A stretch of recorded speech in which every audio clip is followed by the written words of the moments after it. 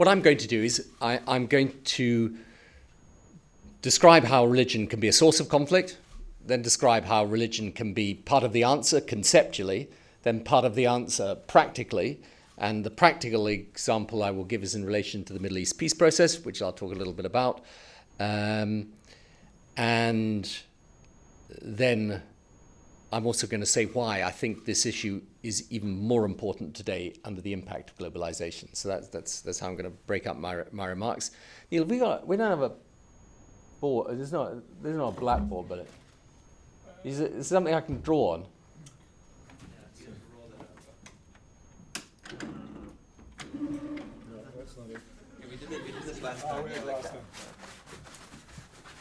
I'm a really bad drawer, incidentally, so you'll get a laugh out of this. High technological achievements. Wait, you gotta bring this back down. Oh yeah, well, bring it down. There we go. Give 'em, well done. Well done. Good God. There we go. Very good, Neil. What two theologians can do like that? Hey, see, you are practical people after all. I'm going to draw into a little later in this. Right. Plainly and obviously, religion can be a source of conflict. Of course, so can politics, which is my answer to friends of mine who say, religion is the source of all the problems in the world. I say in the 20th century, actually, most people died as a result of extremist political ideology. But one of the curious things is that, as Miroslav was just saying, of course, there is very seldom monocausal effect of religion.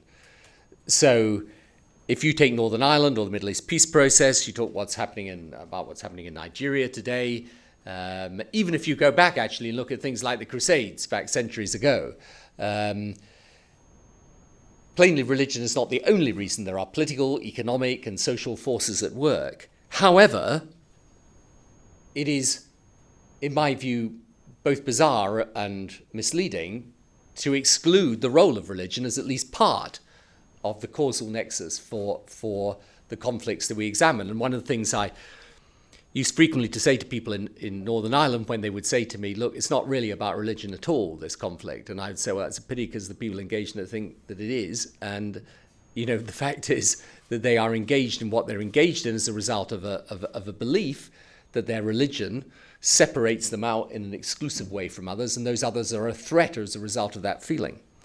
If you take a dispute like the Mindanao dispute in the Philippines, you can put all sorts of territorial and political issues into the mix, but actually to leave aside religion altogether would be a misunderstanding of the conflict. Now, religion can play this dividing role, one, because if it's worn as a badge of identity in opposition to others, it can divide people. Two, because a religious duty is a higher form of duty, the flip side of that being a good thing is that it can also be a transcendently bad thing because it's ordering you, for example, in the name of God, to go and kill someone. And thirdly, it can be a source of conflict because people believe that the only way to protect the exclusivity of their religion is by eliminating the other. So religion has this powerful effect, and people do identify in this powerful way. I remember one of the most interesting things about Northern Ireland, and stop me if I've said this to you before, but when I was doing the peace process in the course of long discussions during the night, occasionally just sit around and talk to people about the issue. And what was fascinating is occasionally I would just ask them to explain things. One of the things I once asked a group of Protestants to explain is, how can you tell if they're Catholic? Because what they'd often do is they just come across a young guy in the street and beat him to death. Right. Okay. Now they're all white, Caucasian, ordinary looking. You say, just as a matter of interest, I know it's wrong, but how could you tell? And they would say, oh, you can always tell. And the absolutely weird thing is that they would be right in some way, some egg given off. And actually, if you talk to some people about Sunni Shia, they can also do the same. They can do the same thing. So religion can be this source of conflict because it can divide people by identity, because it can lay claim to a higher power ordering you to do violence, and because it's a method of protecting that identity. But I would argue religion can at least conceptually be part of the answer too. It can be part of the answer because, one, exactly what Miroslav was saying about the concept of forgiveness, and actually what he talks about in relation to Croatia is a very powerful personal example of that. Because really what forgiveness is about, and you could see this in the information we gave you about the Truth and Reconciliation Commission in South Africa, forgiveness, as Miroslav was rightly saying, moves you beyond the concept of justice. I mean, it moves you beyond the idea that it's just about what's fair, because what's fair may be the total condemnation of the other side. But the concept of forgiveness that's very deep within religion can move you to a different position, which says, even despite that, nonetheless, it's my duty to reconcile. One of the most remarkable things about the Northern Ireland process was the setting up of a charity by a man called Colin Parry, whose child had died in an IRA bomb that was planted in the middle of the northwest of England. And I think his child was 10 or 11 at the time and was killed. One of the most difficult things I ever had to do as a Prime Minister was when you sat with victims of the violence in Northern Ireland and their families, when I was sitting down with the IRA to talk about peace. And these people would say to me, you are sitting and shaking the hand of the people that killed my son, my daughter, my wife, my husband. And, how can you do such a thing? How can you sit there with them?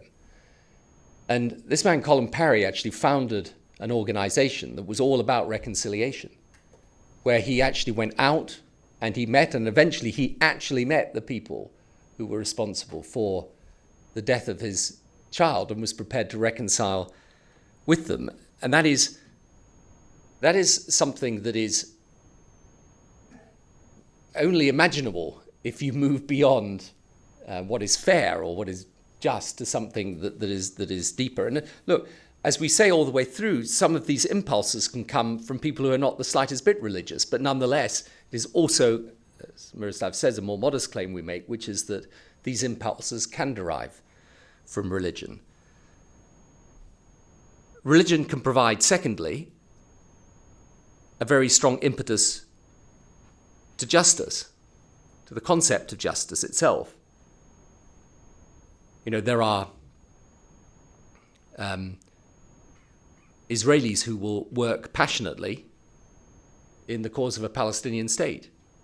Israeli organizations, Jewish organizations that will do so, that will disagree, for example, strongly with the current Israeli government, and will do so often motivated by concepts from their own religious faith, which impel them towards the notion of reconciliation. There's another idea about this as well, which I think is important, is that religion and religious values can be a discipline too on people, because of the concept, in a sense, of just rewards for your behavior. So however much you may be forgiven, nonetheless, there is a sense too in which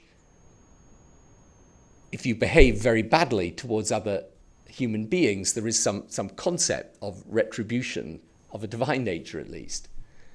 Just this morning I was reading the passage in the Bible where King David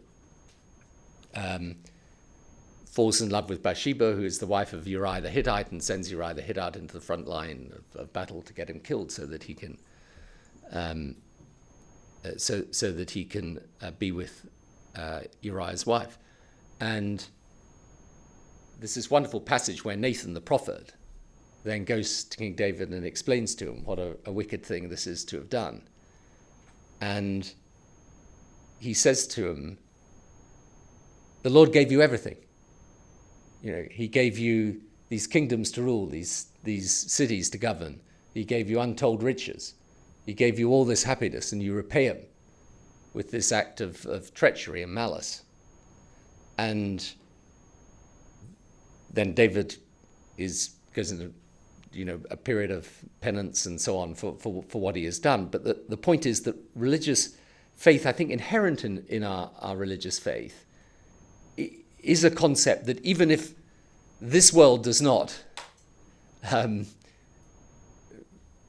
make you pay for the sins that you've committed, that nonetheless there is some concept of divine justice that alters the scales and is a discipline on us in the behavior that we have. So religion gives the sense of justice, not just in the sense of a just cause, but also in the sense of a just retribution for behavior that is wrong.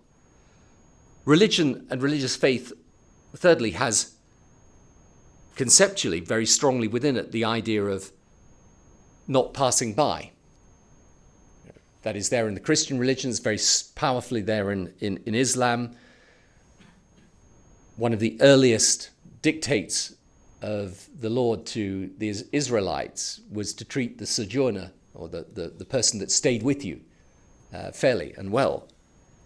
And that idea of not passing by is very, very powerful within religious doctrine. And that then, for example, when it came to the conflict in Sierra Leone a few years back, not merely in the intervention my country did in order to help Sierra Leone, but also within Sierra Leone itself, when the country was being torn apart.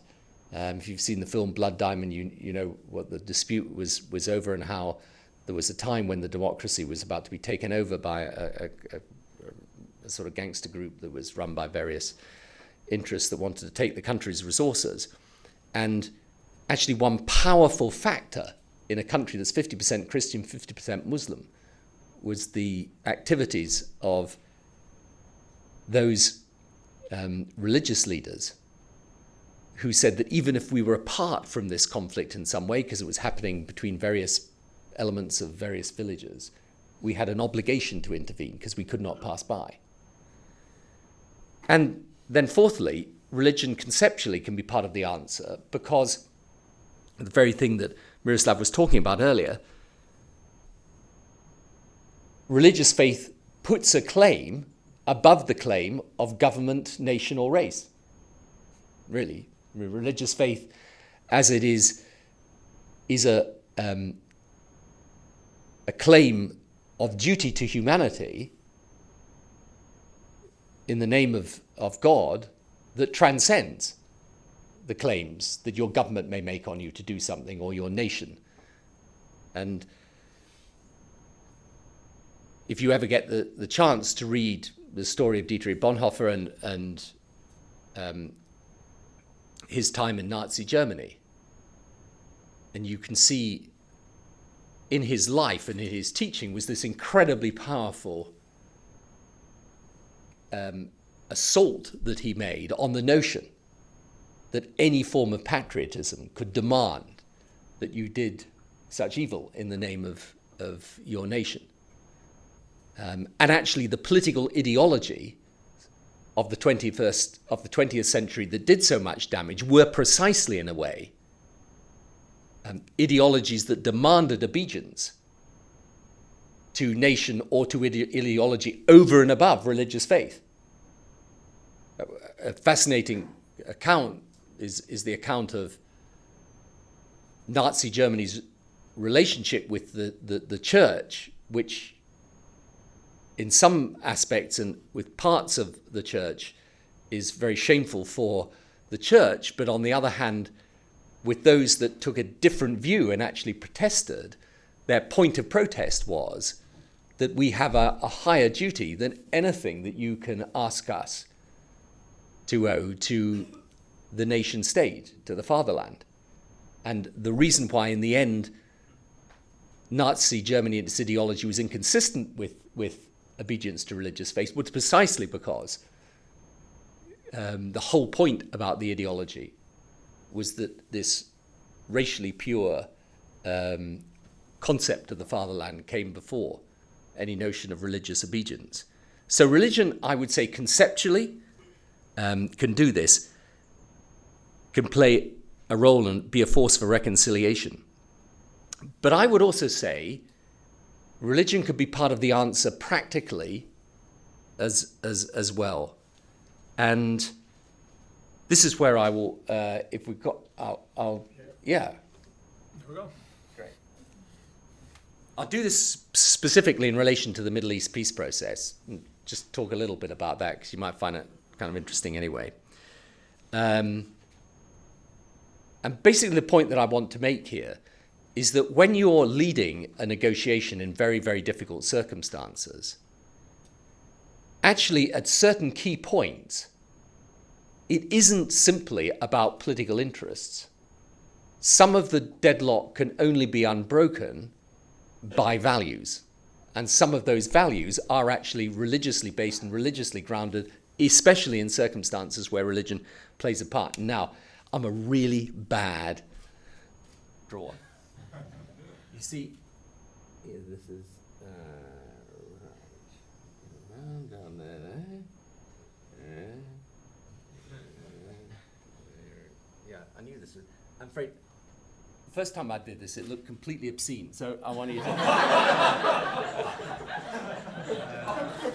fact, that looks like absolutely nothing at all, does it? Okay, damn. Anyway, I think we just put no, I can't do that. No, right, okay. No, that looks bad too. But anyway, oh no, that looks even worse. Right. I knew this was a mistake. Right. I'm going to make another little picture here. You've not come to arrest me, have you? No. That's Mike, you're on The mic. Yeah, right.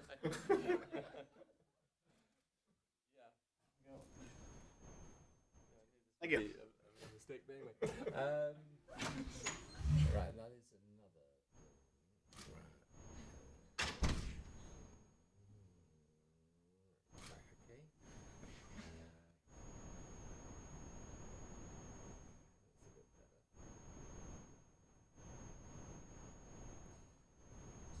Oh, God, that really is bad, isn't it? Hang on. It works. No, it's all right. No. Okay. Now, I don't know what it is that it works, but In fact, actually, it's a lot smaller than that. This is really, really bad. Is that, yeah. yeah, that's what it is.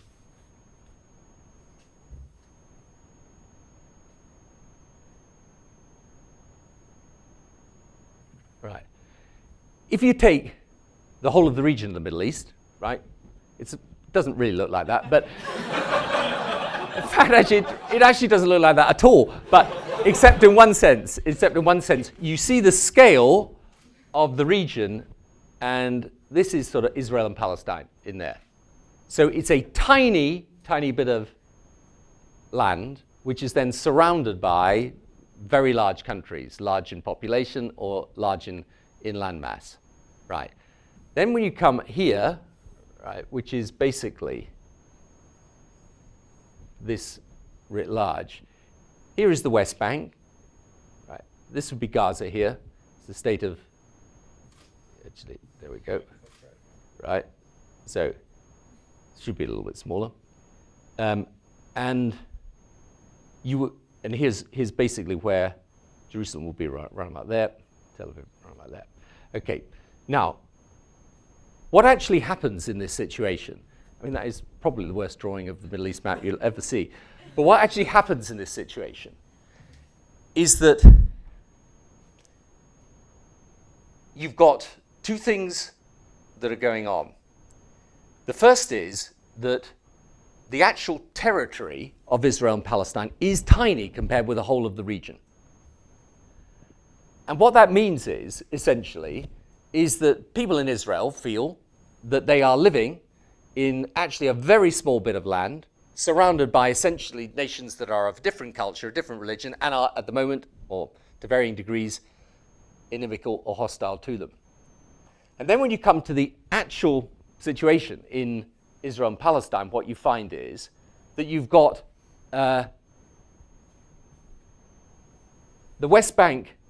This is probably about, I don't know, from here to here about, 15, 20, maybe less actually. At points, it goes right into about 10 kilometers between the West Bank and the coast. And there you have Gaza down here. It is therefore absolutely inconceivable and impossible, since you've got settlers in this part of the West Bank too, and you've got 20% of the Israeli population that are Arab in this part of the world. It is absolutely impossible to conceive of peace except on the basis of reconciliation at a profound level. In other words, what people always say is, look, this is a matter of territory, right? The Palestinians, who are predominantly Muslim, they get this bit and this bit, and the Israelis that are predominantly Jewish, they get that bit there.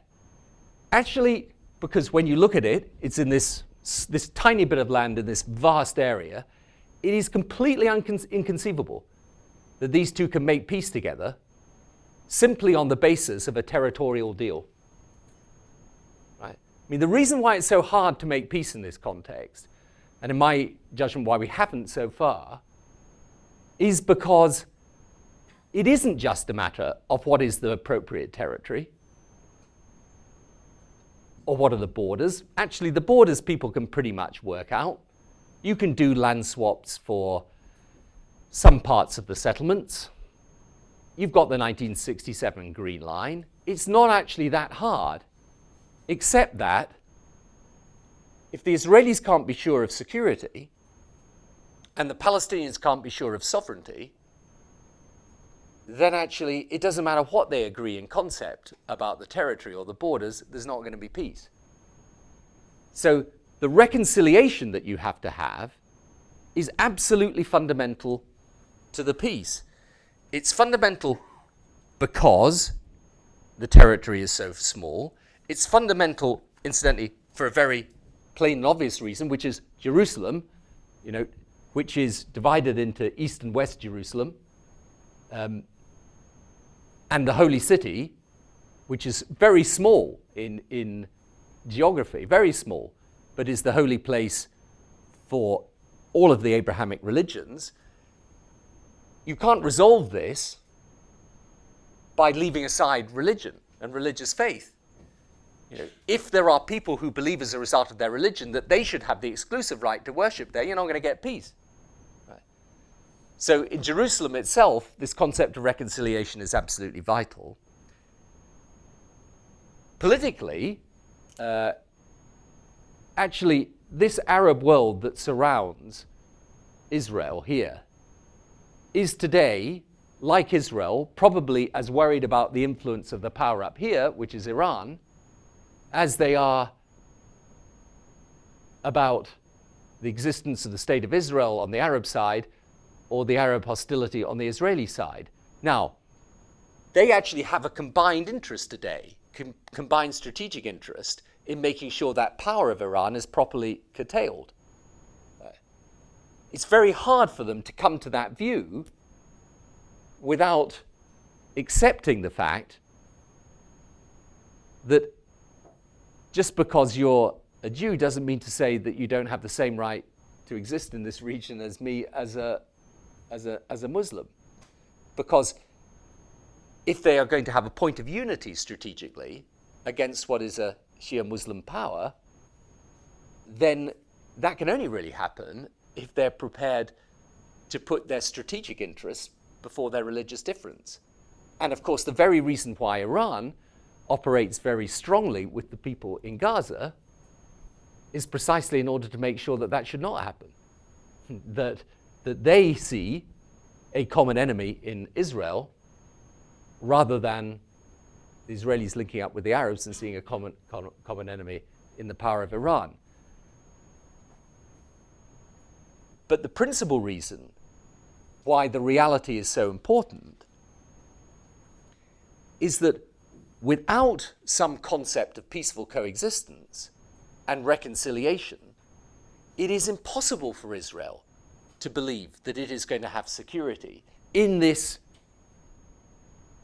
small territory, large area, small territory, absolutely mixed, living side by side. And likewise for the Palestinians, it will be impossible to think that the Israelis are ever going to really, in those circumstances, let them run their territory, especially as they will have to join this territory up across Israel, unless there is some concept of fundamental reconciliation between not just the two peoples, but actually the two cultures. So this is, when you look at religion in this context, yes, you can see it as the source of the conflict in some respects, at any rate, partially at any rate, but it's also the concept of reconciliation in a religious sense is also a fundamental part of the solution. Because otherwise the politics is always going to be hobbled by an essential belief on the part of both peoples that they are irredeemably divided according to culture and religion.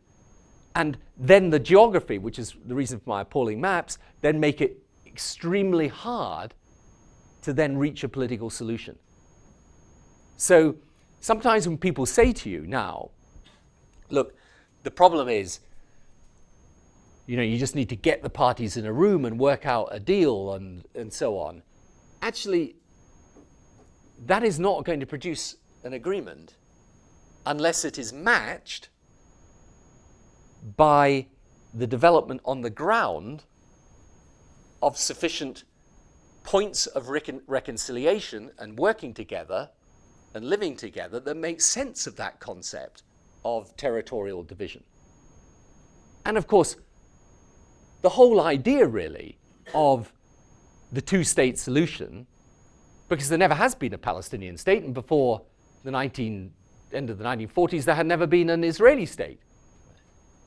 The whole concept of the two-state solution and peace is the granting of a state, one for the Palestinian people, one for the Israeli people, on the basis not just of fair distribution of territory, which itself is difficult but in fact resolvable, but on the basis that it is possible for two peoples in that small space, in that large region, to live together peacefully.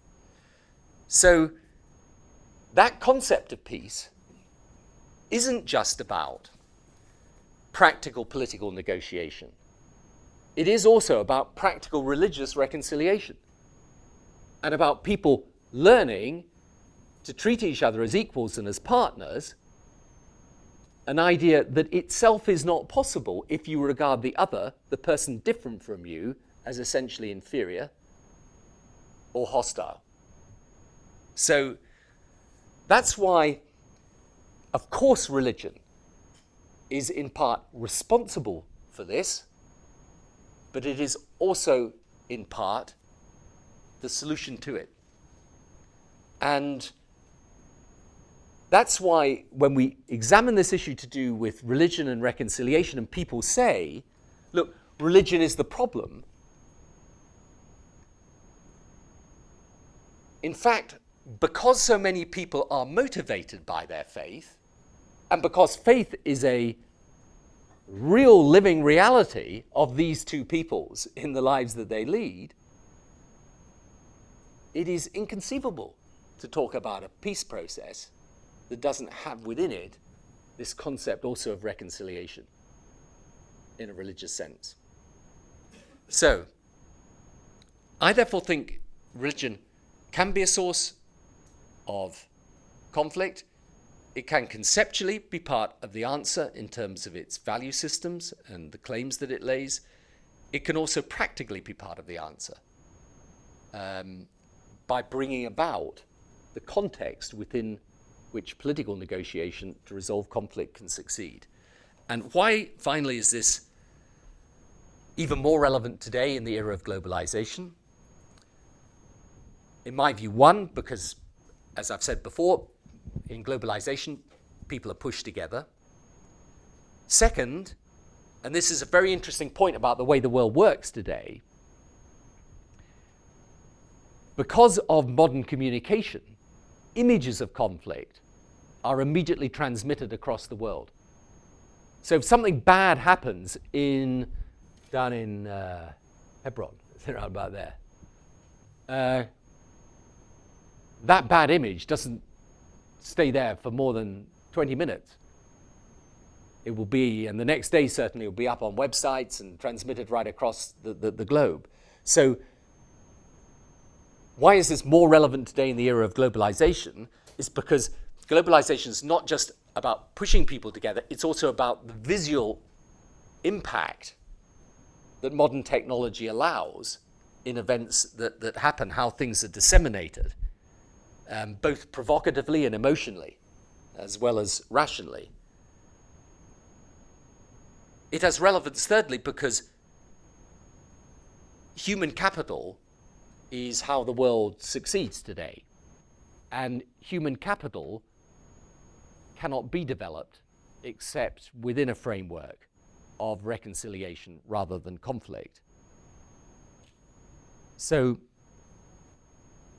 my conclusion from this is as follows, that in today's world, this concept of religious reconciliation is more important than ever before because of the way globalization impacts on our world.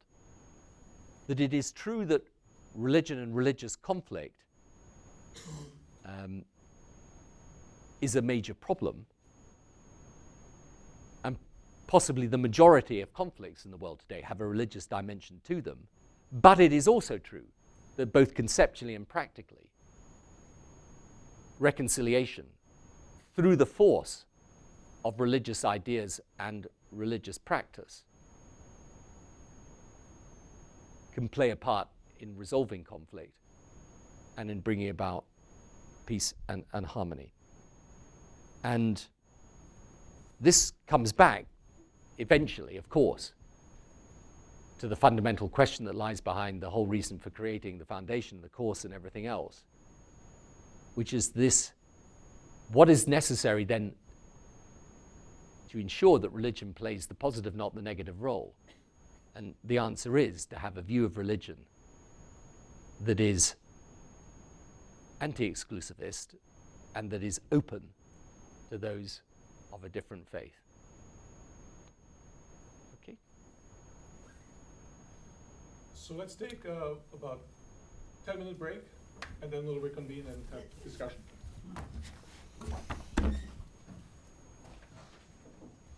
God, it's very strange to see people actually taking down what you say. Very dangerous, I would have thought, but yeah.